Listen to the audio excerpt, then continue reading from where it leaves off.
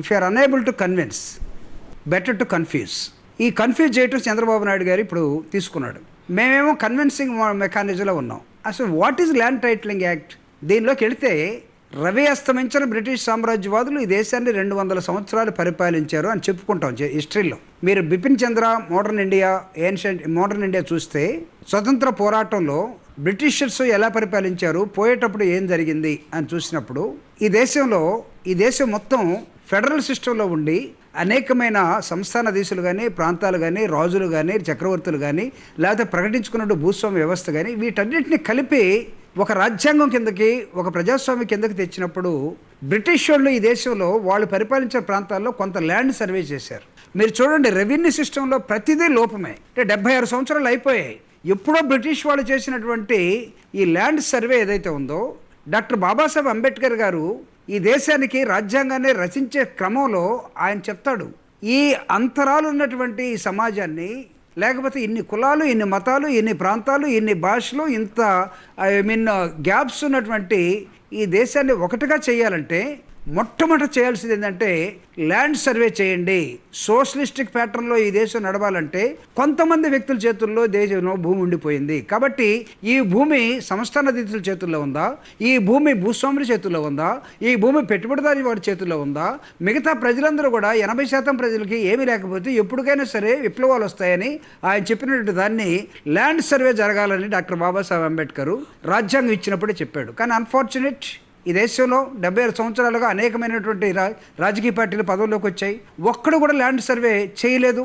దాని తత్ఫలితంగా ల్యాండ్ పట్టుకుంటే ప్రతిదీ మోసమే, ప్రతిదీ కోర్టుకు వెళ్ళటమే, ప్రతిదీ రెవెన్యూ ఆఫీస్ చుట్టూ తిరగటమే. మీరు ప్రతిదానిలో లిటిగేషన్ ఉండిపోయింది. కాబట్టి దీన్ని ఎవరు సరి చేయాలి? ల్యాండ్ టైటిలింగ్ ఏంటంటే జగన్మోహన్ రెడ్డి గారు ఫస్ట్ ల్యాండ్ సర్వే చేస్తున్నాడు. ల్యాండ్ సర్వే ద్వారా ఈ టైటిల్ మీది అని సరిహద్దులు ఆయన ఏర్పాటు చేస్తున్నాడు. ఈ ల్యాండ్ సర్వేకి రెవెన్యూ డిపార్ట్మెంట్ని మొత్తాన్ని ఇది సెంట్రల్ గవర్నమెంట్ ఒక యాక్ట్గా తీసుకొస్తున్న నేపథ్యంలో ఇలాంటి అసలు ఫ్యూచర్లో ఎలాంటి గొడవలు ల్యాండ్ మీద లేకుండా జగన్మోహన్ రెడ్డి గారు ఒక యాక్ట్ని సెంట్రల్ గవర్నమెంట్కి అనుకూలంగా తీసుకొస్తుంటే వీళ్ళు కొత్తగా ఎన్నికల్లోకి వచ్చిన తర్వాత, ఇంతకుముందు ఎప్పుడు చంద్రబాబు నాయుడు అబ్జెక్షన్ చెప్పలా. తను 2 ఎకరాల నుంచి 2 లక్షల కోట్లకి ఎలా వచ్చాడో, ఎన్ని ఎకరాలు సంపాదించుకోవడో తెలియదు. కానీ ఈ మధ్యకాలంలో కొత్తగా ల్యాండ్ యాక్ట్ని ఎప్పుడైతే రెగ్యులేట్ చేస్తున్నారో దీన్ని ఒక కన్ఫ్యూజ్ చేయడం కోసం జనంలోకి ఏం పెట్టాడంటే ఈ ల్యాండ్ అంతా జగన్మోహన్ రెడ్డి గారు కొట్టేస్తారట. ఈ ల్యాండ్ అంతా సరిహద్దులు దాటితే ఎవరికి వెళ్ళిపోతాయండి? మీరు ఇంతకాలం ఉంది పరిపాలనలో 14 సంవత్సరాలు ఉన్న ముఖ్యమంత్రి చంద్రబాబు నాయుడు అని చెప్పుకుని అతను దాదాపు 76 సంవత్సరాల్లో సగభాగం 45 సంవత్సరాలు నాకు రాజకీయ అనుభవం ఉంది, ఇండస్ట్రీ ఉందని చెప్పుకునే మీరు ఇలాంటి రిఫార్మ్స్ జోలికి వెళ్లకుండా రిఫార్మ్స్ ధైర్యంగా సాహసంగా జగన్మోహన్ రెడ్డి గారు చేస్తూ ఉంటే దీనిలో మీరు కన్ఫ్యూజన్ క్రియేట్ చేస్తారా? What type of leader you are? ఈ దేశంలో ఇంకా చదువుకున్న వాళ్ళు లేరా? ఈ భూమి మీద ప్రతి అంశం మీద భూమిని తాకితే దీనిలో లిటిగేషన్ ఉందని చెప్తుంటే ఎంతకాలం ప్రభుత్వాలు కళ్ళు మూసుకొని ఉంటాయి?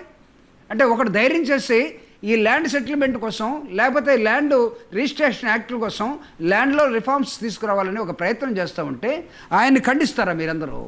దీన్ని మీరు కన్ఫ్యూజ్ చేస్తారా? కన్ఫ్యూజ్ చేసి జగన్మోహన్ రెడ్డి గారు ల్యాండ్ అంతా ఎత్తుకుపోతాడు.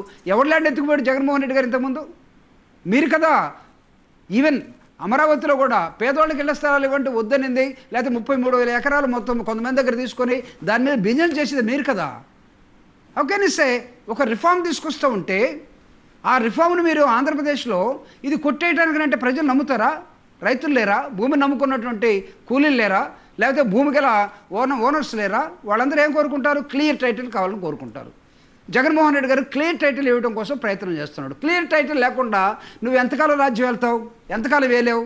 అంటే ఒక రిఫార్మ్ని వ్యతిరేకించే విధానాన్ని ఈ విధంగా మీరు కన్ఫ్యూజ్ చేసి జగన్మోహన్ రెడ్డి గారి మీద అబండాలి అనుకుంటే ఇప్పుడు మేము ఎక్స్ప్లెనేషన్ ఇచ్చుకునే దశలోకి రావాల్సి వచ్చింది.